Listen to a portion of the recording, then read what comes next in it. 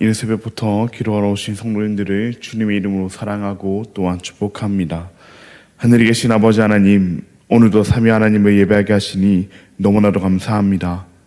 방금 고백한 찬양의 가사와 같이 우리의 인생 가운데 때론 고난과 역경, 시험과 유혹이 찾아온다 할지라도 우리 구주의 힘과 그분의 위로를 힘입어 늘 승리하는 우리가 되게 하여 주시옵소서. 거룩한 사랑의 하나님 아버지, 우리나라 대한민국을 위해 기도합니다. 이 나라 이 땅 가운데 정의를 물같이 공의를 마르지 않는 강같이 흐르게 하여 주셔서 하나님의 뜻만이 이루어지는 하나님의 나라가 되게 하여 주시옵소서. 그래야 우리나라가 사람이 기뻐하는 나라가 아니라 하나님이 기뻐하시는 나라 되게 하여 주시옵소서. 주님께서 사랑하시고 주님께서 세우신 우리 대한교회를 위하여 기도합니다. 우리 대한교회가 올 한해 표와 같이 제자훈련의 문화가 되는 교회 되게 하여 주시옵소서. 제자를 한 사람 한 사람으로 말미암아 우리 교회가 오직 주님만 높이고 주님만 드러내는 그런 교회 되게 하여 주시옵소서. 앞장서 섬기시는 담임 목사님을 위하여 기도합니다. 안식월을 보내고 계신데 하나님께서 참된 쉼과 회복을 허락하여 주시옵고 무엇보다 주님과 더욱 가까워지는 은혜의 시간 되게 하여 주시옵소서. 함께 하시는 사모님과 새 자녀들에게도 동일한 은혜를 더하여 주시옵소서. 교회 어른이신 원로 목사님과 사모님을 위해서도 기도합니다. 원로 목사님과 사모님께서 지금까지 걸어오신 믿음의 길을 주님께서 기쁘게 바라주시옵고 날마다 강건함과 평안함을 더하여 주시옵소서. 주님 앞에 서시는 그날까지 참된 믿음의 본이 되게 하여 주시옵고 하나님의 은혜를 풍성히 누리게 하여 주시옵소서. 긍휼이 풍성하신 하나님 아버지, 우리의 다음 세대들을 위하여 기도합니다. 우리의 다음 세대들이 세상이 주는 수많은 가치와 유혹 속에서도 예수님을 가장 소중히 여기게 하여 주시옵소서. 말씀을 사랑하게 하시고 예배를 기뻐하게 하시며 지금의 때에부터 하나님을 경외하는 믿음의 사람들로 자라나게 하여 주시옵소서. 영혼 아파 치유 하나님, 육신의 질병과 여러 문제로 힘겨운 시간을 보내고 있는 우리의 지체들을 위하여 기도합니다. 주님께서 그들을 기억하여 주셔서 낙심치 않게 하여 주시옵고 고난 가운데서도 하나님을 더욱 의지하게 하여 주시옵소서. 특별히 최영하 권사님과 민근순 지사님, 주님께서 함께 하셔서 주님께서 속히 회복시켜 주시옵소서.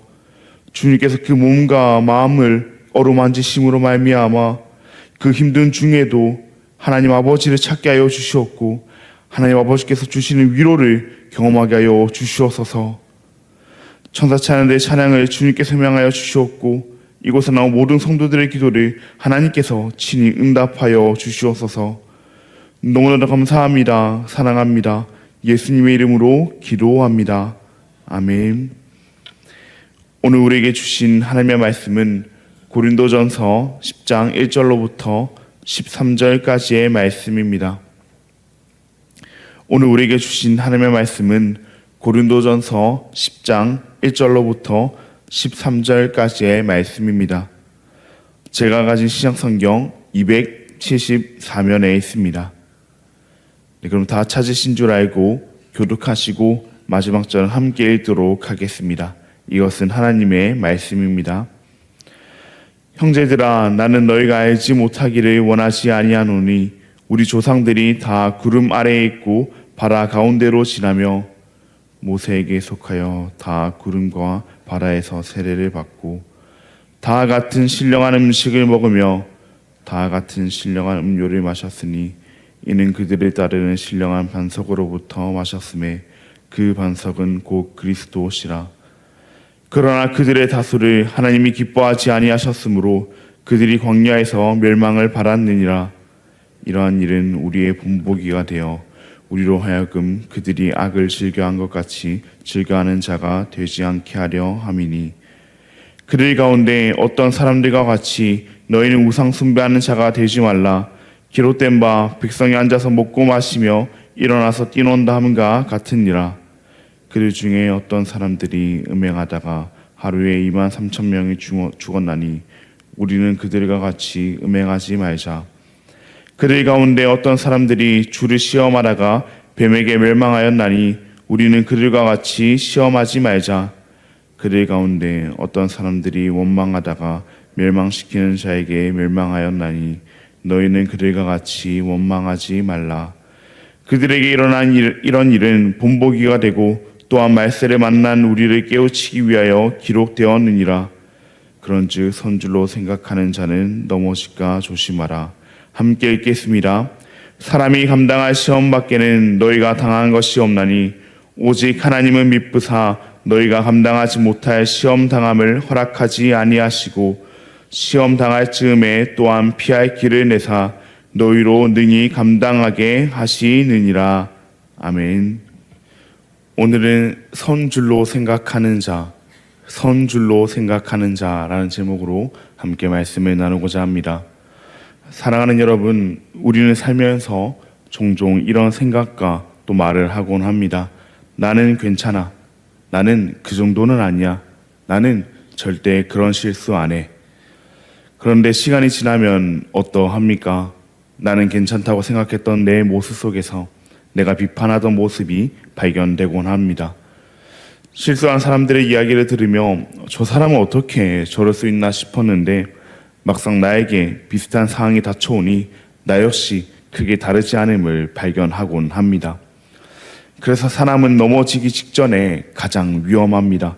실력이 부족할 때보다 실력이 있다고 생각될 때, 믿음이 없을 때보다 믿음이 있다고 생각될 때, 그때가 오히려 더 위험할 수 있습니다. 그래서 오늘 본문에서 바울은 바로 그런 사람들을 향해 이야기합니다. 선줄로 생각하는 자는 넘어질까 조심하라. 지식도 많고 은사도 많은, 그래서 자신들은 괜찮을 거라 생각했던 고린도 교회에게 바울은 그렇기에 더욱 조심하라 오늘 본문 가운데 말하고 있습니다. 이를 설명하기 위해 바울은 본문을 시작하며 믿음의 조상들, 출애굽한 이스라엘 백성들이 받은 그 은혜에 대해 가장 먼저 이야기합니다. 특별히 본문 1절부터 4절까지를 보시면 바울은 다라는 표현을 반복하며 이스라엘 백성들이 받은 그 은혜에 대해서 이야기하고 있습니다. 우리 조상들이 다 구름 아래에 있고 바다 가운데로 지나며 다 구름과 바다에서 세례를 받고 다 같은 신령한 음식을 먹으며 다 같은 신령한 음료를 마셨으니, 이처럼 출애굽한 이스라엘 백성들은 모두 다 하나님의 놀라운 은혜를 경험한 사람들이었습니다. 그들은 홍해가 갈라지는 것을 경험했습니다. 하늘에서 만나가 내리는 것을 경험했습니다. 반석에서 물이 솟아나는 것을 경험했습니다.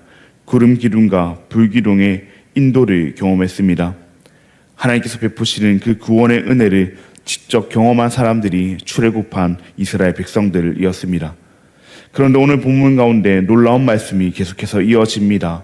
오늘 본문 5절 말씀입니다. 그러나 그들의 다수를 하나님이 기뻐하지 아니하셨으므로 그들이 광야에서 멸망을 받았느니라. 아멘. 우리 한번 생각해 봅시다. 그들은 분명 홍해를 건넌 사람들이었습니다. 그들은 분명 만나를 먹은 사람들이었습니다. 그들은 분명 구름 기둥을 따라 걸어가던 사람들이었습니다. 그러나 그들 대부분은 광야에서 쓰러졌다고 본문은 말하고 있으며 실제로도 그러했습니다. 하나님께서 약속하신 그 약속의 땅에 들어간 사람은 여호수아와 갈렙뿐이었습니다. 바울은 지금 단순히 출애굽 역사를 설명하는 것이 아닙니다. 고린도 교회를 향해 경고하고 있는 것입니다. 고린도 교회 성도들은 자신들은 괜찮다고 생각했을지 모릅니다. 자신들은 세례도 받았고 성찬에도 참여하며 은사도 많고 성경 지식도 많으니 말입니다. 하지만 바울은 말합니다. 너희들의 조상 출애굽 세대들도 다 은혜를 경험한 자들이었다. 너희보다 더한 은혜를 경험했으면 경험했지 부족한지는 않은 자들이었다. 그러나 그럼에도 그들은 넘어졌다. 그러니 너희도 예외는 아니다. 여기서 우리는 중요한 사실을 하나 배울 수 있습니다. 바로 은혜를 경험한 것과 은혜 안에 살아가는 것은 다른 문제라는 사실입니다. 한번 은혜를 경험했다고 해서 넘어지지 않는 것은 아니라는 사실입니다. 한번 은혜를 경험했다고 해서 만사 오케이가 되는 것은 아니라는 사실입니다. 그렇다면 이처럼 놀라운 은혜를 경험한 자들도 넘어지는 이유는 대체 무엇인가 하는 생각이 우리는 들곤 합니다. 바울은 이를 출애굽 세대의 넘어짐을 통해서 설명합니다. 바울은 오늘 본문 6절 이하에서 4가지 죄에 대해 말합니다. 그 죄는 바로 우상 숭배와 음행과 주를 시험하는 것과 원망입니다. 이는 겉으로 보기에는 전부 다 다른 죄처럼 보입니다. 그런데 사실 그 뿌리는 하나입니다. 바로 교만입니다. 출애굽한 이스라엘의 백성들은 하나님의 백성으로 놀라운 은혜를 경험한 사람들이었습니다. 그런데 그들은 그 은혜에 합당하게 하나님을 신뢰하기보다 자신들의 욕망에 따라 행하는 교만을 행했습니다. 그리고 이는 그토록 놀라운 은혜를 경험한 그들을 결국 넘어지게 했습니다. 그래서 바울은 그들의 실패를 보여주며 오늘 본문 12절 말씀에서 이렇게 말합니다. 그런즉 선줄로 생각하는 자는 넘어질까 조심하라. 이처럼 우리는 믿음이 없다고 생각될 때보다 믿음이 있다고 생각될 때 더 위험할 수 있습니다. 그래서 바울은 오늘 말씀을 믿음 없는 사람에게 말하지 않습니다. 오히려 믿음이 있다고 생각한 고린도 교회 성도들에게 말합니다. 자신들은 꽤나 괜찮은 신앙이라 자부했던 그들에게 말입니다. 우리 한번 예수님의 제자 베드로를 생각해 보십시다. 예수님께서 이 모두가 주님을 버릴 것이라고 말씀하셨을 때 베드로는 자신 있게 말했습니다. 예수님, 모두가 예수님을 다 버릴지라도 나는 예수님을 버리지 않겠습니다. 문제는 그의 열심이 아니었습니다.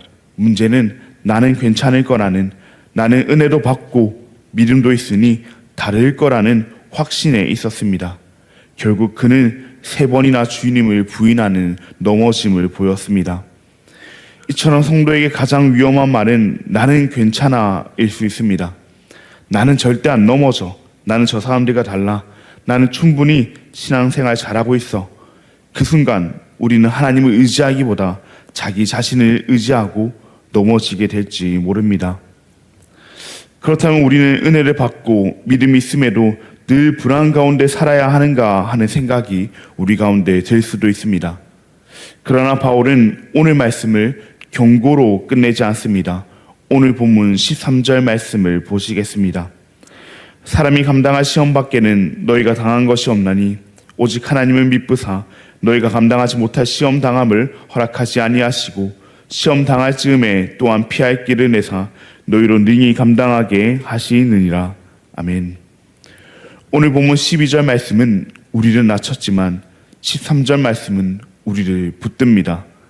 12절 말씀은 우리 자신을 믿지 말라 말하지만 13절 말씀은 우리를 넘어지지 않게 해주실 분, 우리가 믿을 분을 소개해 줍니다. 바로 믿으신 하나님, 신실하신 하나님이십니다. 결국 우리의 소망은 내가 강하다는 데 있지 않습니다. 내가 믿음이 좋다는 데 있지 않습니다. 우리의 소망은 처음부터 끝까지 언제나 하나님이 신실하시다 함에 있습니다. 우리는 넘어질 수 있습니다. 실패할 수 있습니다. 연약할 수 있습니다. 하지만 그럼에도 하나님은 우리를 버리지 않으십니다. 물론 시험이 없다고 말씀하지는 않으십니다. 다만 시험 가운데서 감당할 길을 주신다 말씀하십니다. 피할 길을 주신다 말씀하십니다. 우리를 붙들어 주신다 말씀하십니다.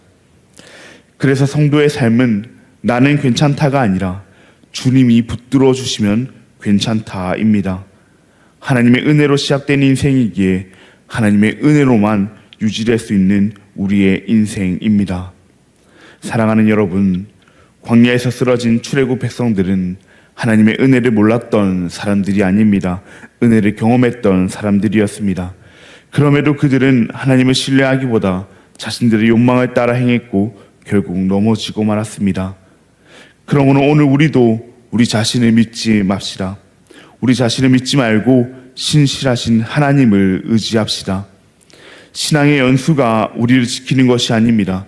직분이 우리를 지키는 것이 아닙니다. 경험이 우리를 지키는 것이 아닙니다. 나는 괜찮다 하는 나의 믿음이 우리를 지키는 것이 아닙니다. 오직 하나님만이 우리를 지키십니다. 하나님만이 시험 가운데 감당할 길을 열어주십니다. 피할 길을 열어주시고 우리를 붙들어 주십니다. 그러니 우리 오늘도 겸손히 주님 앞에 나아가기를 바랍니다. 선줄로 생각하며 자신을 의지하는 사람이 아니라 하나님의 신실하심을 의지하며 살아가는 우리가 되기를 바랍니다. 괜찮다는 교만이 아닌 나는 여전히 주님의 은혜 아니면 안 된다는 겸손이 오늘도 우리를 은혜 가운데 살게 할 겁니다. 그러니 부디 하나님의 은혜로 시작된 우리의 인생을 이제는 내가 살아낼 수 있다 착각하지 아니하고 오늘도 주님의 은혜를 갈급해함으로 주님이 붙드시는 삶을 살아가는 저와 우리 모든 대한가족 여러분들 되시기를 주님의 이름으로 간절히 소망합니다. 그럼 들은 말씀을 기억하시며 함께 기도하시겠습니다. 하늘에 계신 아버지 하나님 감사합니다. 오늘도 말씀을 통해 하나님의 은혜를 붙들게 하시니 감사합니다. 그러나 우리는 너무나도 쉽게 하나님의 은혜를 잊어버리고 이제 나 정도면 괜찮다는 착각 속에 빠져 살곤 합니다. 이런 우리의 교만함을 용서하여 주시옵고 우리의 인생의 시작이 하나님의 은혜였기에 앞으로 우리의 삶도 주님의 은혜만 붙드는 우리가 되게 하여 주시옵소서. 때론 시험 가운데 있을 때라도 우리를 붙드시는 주님의 은혜를 의지함으로 넉넉히 이겨내는 우리가 되게 하여 주시옵소서. 너무나도 감사합니다. 사랑합니다. 예수님의 이름으로 기도합니다. 아멘. 하늘에 계신 우리 아버지여, 이름이 거룩히 여김을 받으시오며 나라가 임하시오며 뜻이 하늘에서 이루어진 것 같이 땅에서도 이루어지이다.